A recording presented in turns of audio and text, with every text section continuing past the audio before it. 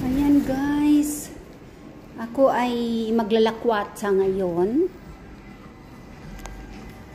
Hello everyone! How are you people in the world today? Ay sunshine dito sa Espo.